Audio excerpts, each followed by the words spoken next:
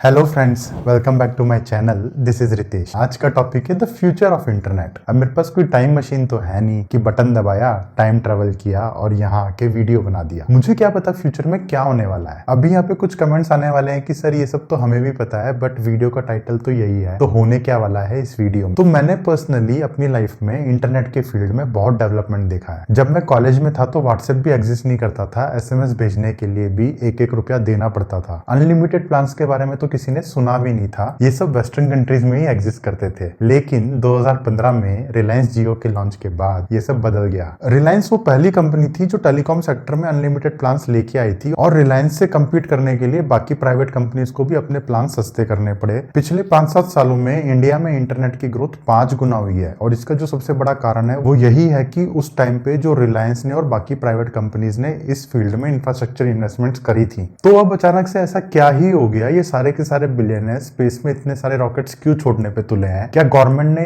इसको लेके कोई पॉलिसी या रेगुलेशन बनाया है? हमारी क्या उम्मीदें हैं प्राइवेट कंपनी से या सरकार से? और सबसे important as a end user इन सब का आम आदमी पे क्या इंपैक्ट होने वाला है? तो आज के इस वीडियो में हम इन्हीं कुछ सवालों का जवाब ढूंढने की कोशिश करेंगे। तो चलिए स्टार्ट करते हैं।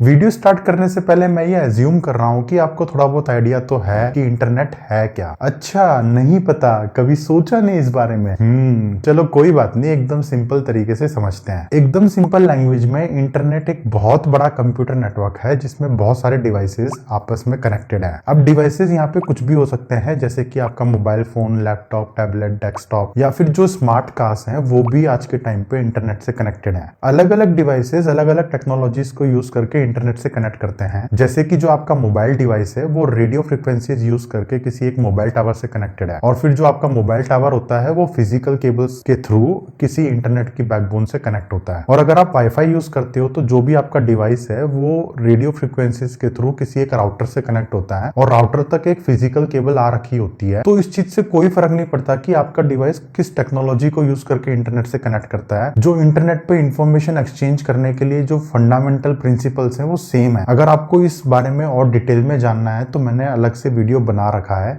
लिंक यहाँ कहीं और नीचे डिस्क्रिप्शन बॉक्स में है। अब किसी भी नेटवर्क का फंडामेंटल पर्पस होता है इंफॉर्मेशन को एक जगह से दूसरी जगह लेके जाना। इंटरनेट के केस में भी यही है। इंटरनेट का फंडामेंटल पर्पस यही है कि इंफॉर्मेशन को आपके डिवाइसेस से ट्रांसफर करके सर्वर्स तक लेके जाए, वहां पे इंफॉर्मेशन को प्रोसेस किया जाता है और आपके डिवाइस पे वापस रेस्पॉन्स ट्रांसफर किया जाता है। अभी हो सकता है आपको इमेजिन करने में थोड़ी सी परेशानी आए, तो इसको ना एकदम सिंपल एग्जाम्पल लेके समझते हैं। इमेजिन करो कि स्टार्टिंग में सिर्फ 2 ही डिवाइसेस हैं और आपने इन दोनों डिवाइसेस को एक केबल से कनेक्ट कर दिया। यहाँ पे एक नेटवर्क एस्टेब्लिश हो गया है और ये जो नेटवर्क है ये सबसे बेसिक फॉर्म में किसी भी एक नेटवर्क का। अब एक और तीसरा डिवाइस आया और आपने उसको भी नेटवर्क में ऐड कर दिया और इसी तरीके से आपके फ्रेंड के घर में भी 5-6 डिवाइसेस हैं जो कि आपस में कनेक्टेड है। लेकिन यहाँ पे ध्यान रखने वाली बात यह है कि आपके और आपके फ्रेंड के घर के बीच में कोई भी कनेक्शन एग्जिस्ट नहीं करता। तो आपने क्या किया, एक बहुत बड़ी सी लैन केबल ली और आपके फ्रेंड के घर के बीच में डाल दी। अब आपके घर में जितने भी डिवाइसेस हैं वो इस कॉमन केबल के थ्रू आपके फ्रेंड के घर में जितने भी डिवाइसेस हैं उससे कम्युनिकेट कर सकते हैं। तो ये जो कॉमन केबल है ये एक तरीके से बैकबोन केबल की तरह काम करती है और अभी आपको थोड़ी देर में समझ में आ जाएगा कि ये बैकबोन केबल्स का कितना बड़ा सिग्निफिकेंस है। अब आप इसको थोड़े बड़े स्केल पे इमेजिन करो और इसी तरीके से आपके मोहल्ले के सारे डिवाइसेस आपस में कनेक्टेड है, आपके सिटी के सारे डिवाइसेस आपस में कनेक्टेड है और इसी तरीके से किसी भी एक कंट्री के सारे डिवाइसेस आपस में कनेक्टेड हो सकते हैं। जैसे कि दिल्ली और जयपुर के बीच में कुछ बैकबोन केबल्स हैं और वो बैकबोन केबल्स आगे डिवाइड हो गई और उसने पूरे दिल्ली में डिस्ट्रीब्यूट कर दिया नेटवर्क को और इसी तरीके से जयपुर में भी वो केबल्स डिवाइड होकर डिस्ट्रीब्यूट हो गई। अभी अगर आप ध्यान से ऑब्जर्व करोगे तो एक चीज आपके दिमाग में आएगी कि सर मान ली आपकी बात, दिल्ली, मुंबई, जयपुर, कोलकाता ये सब तो आपस में कनेक्ट हो जाएंगे, बट हमारे प्लेनेट पे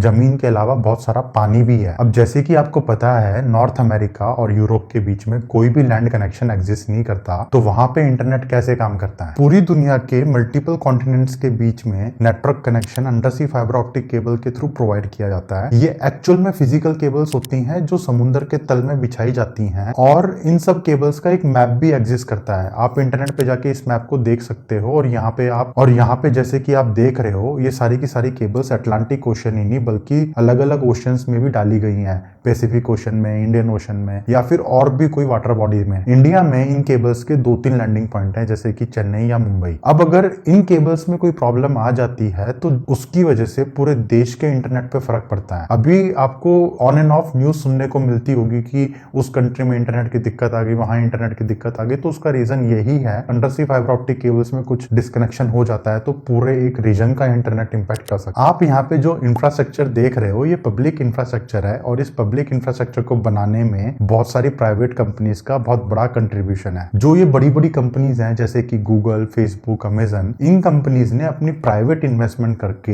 under sea fibre optic cables को डाला है समुद्र में। गूगल की खुद की एक ट्रांस अटलांटिक केबल एग्जिस्ट करती है, इसी तरीके से अमेजन की भी केबल है और फेसबुक की भी केबल है। अब ये जो केबल्स है, अब क्योंकि प्राइवेट कंपनीज ने इन केबल्स में अपनी खुद की इन्वेस्टमेंट करी है, तो हो सकता है वो इस केबल को अपने प्राइवेट यूज के लिए ओपन रखे, या फिर इस केबल को वो पब्लिक यूज के लिए भी ओपन कर सकते हैं। ये उनकी मर्जी पे डिपेंड करता है। आप अभी यहाँ पे जो देख रहे हो, this is just one side of the coin. इसके अलावा मिलिट्री इंफ्रास्ट्रक्चर भी एग्जिस्ट करता है। मिलिट्री इंफ्रास्ट्रक्चर सिविल इंफ्रास्ट्रक्चर से बिल्कुल अलग होता है। अब अगर मोदी जी को बाइडेन सर के साथ कुछ इंपॉर्टेंट डिस्कस करना है तो वो थोड़ी ना पब्लिक इंफ्रास्ट्रक्चर पे डिपेंड होंगे कि यार आज तो इंटरनेट नहीं चल रहा, आज हमारी मीटिंग नहीं हो सकती, पहले एयरटेल कस्टमर केयर में कॉल करके इंटरनेट को ठीक कराना पड़ेगा, उसके बाद ही हम मीटिंग कर पाएंगे। मतलब ऐसा तो नहीं हो सकता ना। तो जो मिलिट्री इंफ्रास्ट्रक्चर होता है वो सिविल इंफ्रास्ट्रक्चर पे डिपेंड नहीं होता।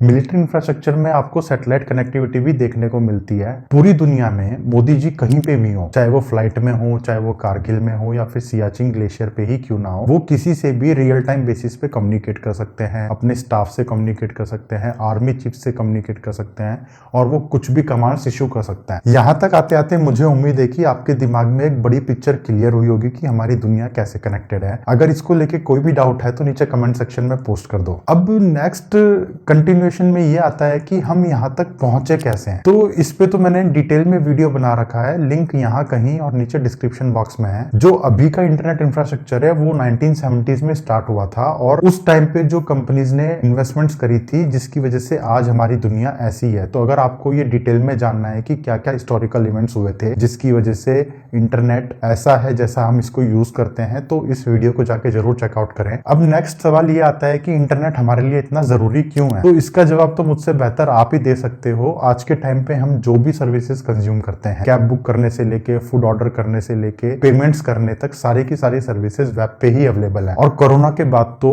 ऑफिस भी वेब पे ही डिपेंड हो गया है। बिना इंटरनेट के तो आप वर्क फ्रॉम होम भी नहीं कर सकते। On A daily basis 450 crore लोग इंटरनेट से कनेक्ट करते हैं। तो अभी तक हमने जितनी भी बात करी है ये तो हो गया just part 1। Like this is the contextual information. अभी जो मसाला आने वाला है वीडियो में, उसको समझने के लिए आपको ये थोड़ा सा समझना जरूरी था। अभी जिस हिसाब से मैं बात कर रहा हूँ, समझ के तो यही लगता है कि सब कुछ बिल्कुल सही है। तो फिर ये सारे के सारे बिलियनर्स आसमान में इतने सारे रॉकेट्स क्यों छोड़ने पे तुले? माना कि आपके पास बहुत पैसा है, बट इसका मतलब ये भी तो हुआ ना कि you are a sane person, आप एक रेस्पॉन्सिबल पर्सन हो। तो फिर आप क्या ही प्रॉब्लम सॉल्व करने का ट्राई कर रहे हो। हालांकि हमारा अभी का इंटरनेट इंफ्रास्ट्रक्चर काफी अच्छा है, बट इसमें कुछ प्रॉब्लम्स भी हैं। वन बाय वन देखते हैं। पूरी दुनिया की टोटल पॉपुलेशन अराउंड 800 करोड़ है, और अगर इसमें से 450 करोड़ लोग on A daily basis internet से कनेक्ट होते हैं तो 350 करोड़ नहीं भी होते हैं। और ये जो डिस्ट्रीब्यूशन है ये यूनिफॉर्म नहीं है। ये एक मैप है जो ये दिखाता है कि कौन से कंट्री का कितना परसेंटेज ऑफ पॉपुलेशन इंटरनेट से कनेक्टेड है। डेवलप्ड कंट्रीज में ये रेशियो 90% से ज्यादा है, जैसे कि आप देख सकते हो यूएस में ये 90% से ज्यादा है, कनाडा में 91 समथिंग है, ऑस्ट्रेलिया न्यूजीलैंड में तो ये 92 93 तक पहुंच रहा है। इंडिया में ये रेशियो 43% है। तो इसका मतलब ये है कि इंडिया की 43% ऑफ पॉपुलेशन इंटरनेट से कनेक्टेड है, और अफ्रीका के कुछ कंट्रीज में ये नंबर 20% से भी कम है। तो इस गैप को हम डिजिटल डिवाइड के नाम से जानते हैं, और ये बहुत ही बड़ी प्रॉब्लम है दुनिया में। और ये डिजिटल डिवाइड कंट्री के अंदर भी एग्जिस्ट करता है, जैसे कि दिल्ली में रहने वाले किसी बंदे को बहुत बेटर इंटरनेट कनेक्टिविटी मिलेगी कंपेयर टू ए पर्सन जो कि ऊपर पहाड़ों में हिमाचल में कहीं रह रहा है। और इसका ऑब्वियसली रीजन भी है, क्योंकि दुनिया में बहुत सारी जगह ऐसी हैं जहाँ पे केबल्स डालना बहुत मुश्किल है, जैसे कि पहाड़ों में, रेगिस्तान में, या फिर जंगलों में। और अगर किसी प्राइवेट कंपनी ने केबल डाल भी दी तो वो उसके अपनी मर्जी से चार्ज कर सकता है। इमेजिन करो कि सेम लेंथ की केबल एक सिटी में डालने में कंपनीज को कितना फायदा होगा कंपेयर टू है वो सेम लेंथ की केबल अगर आप किसी रिमोट एरिया में डाल रहे हो तो आपको सिटी में ज्यादा कनेक्शंस मिलेंगे, आपका रेवेन्यू काफी ज्यादा होगा। तो यहाँ पे कॉस्ट का भी फैक्टर है और एक्सेसिबिलिटी का भी फैक्टर है। इसके अलावा जो हमारा ग्राउंड बेस्ड इंफ्रास्ट्रक्चर है उसको जियोपॉलिटिकल या फिर वार से बहुत खतरा है। अभी रशिया यूक्रेन वार में यूक्रेन में इंटरनेट कनेक्टिविटी पे बहुत बड़ा इंपैक्ट था और उस टाइम पे Starlink came came to the rescue. इन्हीं कुछ प्रॉब्लम्स को सॉल्व करने के लिए स्पेस इंटरनेट रेस इतनी जरूरी है। और ये मैं नहीं, वो लोग बोलते हैं। हमारा अभी का इंफ्रास्ट्रक्चर जमीन पे नहीं पानी में है और वो सेम चीज हम आसमान में बना रहे हैं। मतलब इट्स जस्ट मैजिक, ह्यूमंस का मैजिक। हमने क्या ही बना दिया इस दुनिया में। But wait wait wait wait wait, satellites तो अब भी हैं। अभी हम सैटेलाइट का क्यों यूज नहीं कर रहे? अभी हम under sea fibre optic cables को क्यों यूज करते हैं? आज के टाइम पे जो कम्युनिकेशन सैटेलाइट्स है उनको मोस्टली जियो स्टेशनरी ऑर्बिट में स्टैब्लिश किया जाता है। जियो स्टेशनरी ऑर्बिट मतलब कि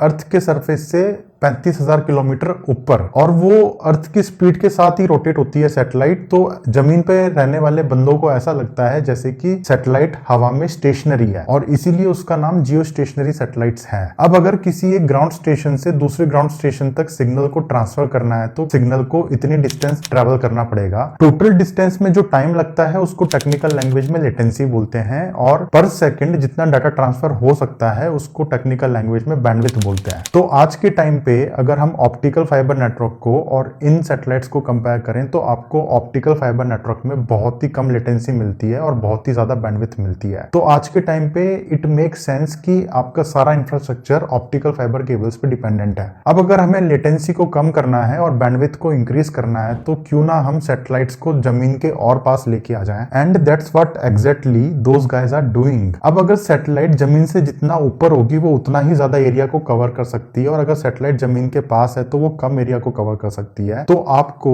बहुत ज्यादा सैटेलाइट्स की नीड होती है। स्पेस इंटरनेट रेस में स्टारलिंक सबसे आगे है और उन्होंने अभी तक 5,000 सैटेलाइट्स को लॉन्च कर दिया है और उनका प्लान ये है कि 40,000 से ज्यादा सैटेलाइट्स को लॉन्च करना है। स्टारलिंक की सर्विसेज बहुत सारे कंट्रीज में एक्सेसिबल है और इस रेस में जो सेकंड नंबर पे है वो है अमेजन का प्रोजेक्ट काइपर। प्रोजेक्ट काइपर ने अभी तक एक भी सैटेलाइट को लॉन्च नहीं करा है और वो अभी तक प्रोटोटाइप फेज में ही है। और स्पेस इंटरनेट रेस में शायद आपको जान के हैरानी होगी बट रिलायंस जियो भी शामिल है। अभी रिसेंटली रिलायंस जियो ने कुछ एग्रीमेंट्स और पार्टनरशिप्स करी हैं इस डायरेक्शन में। ये जितनी भी सैटेलाइट्स हैं ये सैटेलाइट अर्थ के सरफेस से 500 से 2000 किलोमीटर के रेडियस में स्टैब्लिश की जाएंगी और इनको हम एक तरीके से लो अर्थ ऑर्बिट सैटेलाइट्स भी बोलते हैं। ये सारी की सारी सैटेलाइट्स आपस में कनेक्टेड होंगी और ये ग्राउंड स्टेशन से भी कनेक्टेड होंगी। तो जैसे हमारे अभी पानी के अंदर एक तरीके से केबल्स का मैश बना हुआ है वैसे ही स्पेस में सैटेलाइट्स का मैश बन जाएगा। सैटेलाइट कॉन्स्टेलेशन नेटवर्क्स का अपोज भी किया जा रहा है। इसके दो प्रोमिनेंट रीजंस हैं। सबसे पहला रीजन तो यह है कि इतने सारे सैटेलाइट्स लॉन्च करने से स्पेस डेब्री की प्रॉब्लम को और बढ़ा दिया जाएगा। स्पेस डेब्री मतलब कि वो छोटे छोटे ह्यूमन ऑब्जेक्ट्स जो कि स्पेस में है और जो कि अभी बिल्कुल काम नहीं कर रहे हैं, मतलब वो एक्टिव नहीं है। ये पुराने सैटेलाइट्स के कुछ टुकड़े हो सकते हैं या फिर रॉकेट्स के कुछ टुकड़े हो सकते हैं और ये कॉन्स्टेंटली स्पेस में ट्रेवल करते रहते हैं और अब ये पीसेज हैं ये आपस में भी टकरा सकते हैं और किसी लाइव ऑब्जेक्ट से भी टकरा सकते हैं और बहुत बड़ा नुकसान कर सकते हैं। सेकंड नंबर पे एस्ट्रोफिजिसिस्ट भी सैटेलाइट कॉन्स्टेलेशन नेटवर्क्स का विरोध कर रहे हैं। उनका कहना यह है कि जो ये सैटेलाइट कॉन्स्टेलेशन नेटवर्क्स हैं ये आउटर स्पेस से आने वाले सिग्नल्स को ब्लॉक करते हैं। अब आउटर स्पेस से आपके पास लाइट भी आती है जिसको ग्राउंड टेलीस्कोप्स कैप्चर करते हैं और आउटर स्पेस से रेडियो सिग्नल्स भी आते हैं। तो अगर अर्थ के इतने पास अगर बहुत सारी सैटेलाइट्स हैं तो वो लाइट को भी ब्लॉक करेंगी और क्योंकि ये सैटेलाइट्स खुद रेडियो फ्रीक्वेंसीज ट्रांसमिट करती है तो एक तरीके से वो रेडियो पोल्यूशन भी करेंगी। अब इस रेस में क्या होगा ये तो आने वाला टाइम ही बताएगा, बट इस सब का हमारे पे क्या इंपैक्ट है एज ए एंड यूजर, आम आदमी पे इन सब का क्या इंपैक्ट होने वाला है। एक मेजर इंपैक्ट जो सीधा सीधा दिखता है वो ये है कि आपकी नेटवर्क कनेक्टिविटी काफी इंप्रूव हो जाएगी। दुनिया में अभी भी कुछ जगह ऐसी हैं जहां पे आपको नेटवर्क कनेक्टिविटी नहीं मिलती, जैसे कि ऊपर पहाड़ों में। तो जो आपका सैटेलाइट रिसीवर है आप उसको कहीं पे भी कैरी कर सकते हो और वहां पे आप हाई स्पीड इंटरनेट को यूज कर सकते हो without any problem. But there is other side to the coin as well. अभी भी दुनिया में कुछ जगह ऐसी हैं जहां पे आप डिजिटल डिस्ट्रैक्शन से बचे हुए हो, वहां पे आपको किसी भी तरीके का डिजिटल डिस्ट्रैक्शन देखने को नहीं मिलता। बट स्पेस इंटरनेट आने के बाद क्या ये पॉसिबल होगा या नहीं होगा मुझे इसके बारे में अभी नहीं पता, और इसका ह्यूमन पॉपुलेशन पे क्या इम्पैक्ट पड़ेगा ये तो देखने वाली बात है, ये तो समय ही बताएगा। Thanks for watching guys. Video अच्छा लगा हो तो लाइक बटन को क्लिक करते हुए जाओ। 50 लाइक्स का टारगेट है। अब ये लाइक पूरा होगा या नहीं होगा ये भी समय ही बताएगा। तो चलिए, टेक केयर।